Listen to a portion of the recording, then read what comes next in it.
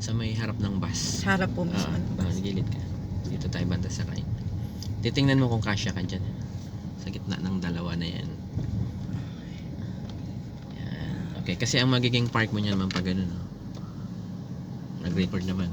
Yan. Hindi, naka-time-lapse lang po. Okay. Walang tunog. Yung mabilis lang. Yan. Buti nga hindi siya natutumbay. Kasi ang magiging park mo niyan parang kamukha ni, ni traktora. Maghaharap po kami? Ano ma'am? Nakaharap po ako sa kanya. Likod yan. Likod po yan. Likod niya yan. Okay. So, bubuntatan ko siya, gano'n? Pero ang gagawin mo pa atras. Ang mangyayari dyan, Gaganon po ako. tatabi ka lang sa kanya. Pupunta ka sa tabi niya, mga isang dangkal yung layo mo sa kanya. Okay. So, dikit ha. Tapos yung likod niya, tsaka likod natin, pantay dapat. Sige, forward pa ngayon. Kaya ko kaya ito. Kaya mo yan. Maluwag naman yan. Maluwag, bakante yan. Yan, dikit mo lang. Dikit mo lang. Yan. Hanggat hindi tatama yan, ayos lang yan. Parallel muna tayo. Balik sa left. Yan. Basta itong likod niya, ma'am. Likod natin. Lingunin mo lang siya pag nahihirapan kang tansya. Konti pa. Kailangan konti pa. Pakiramdam. Kasya na ba ako? Nandito lang. Nandito sa garay.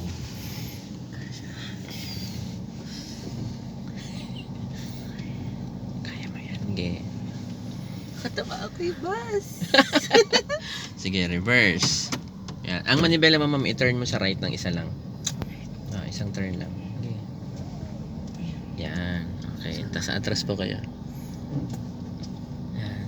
Bali mabagal. Atras ka lang ng atras, ma'am. Tapos itong side mirror na to, ma'am, hintayin mong lumagpas sa likod niya.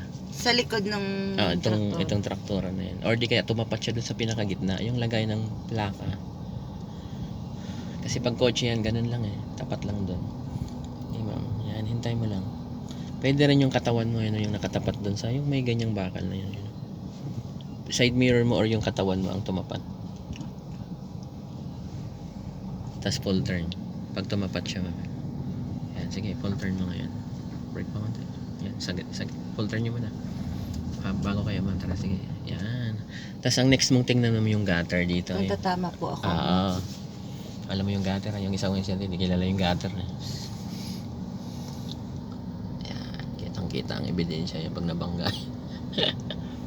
Mabilis lang siya. Sige.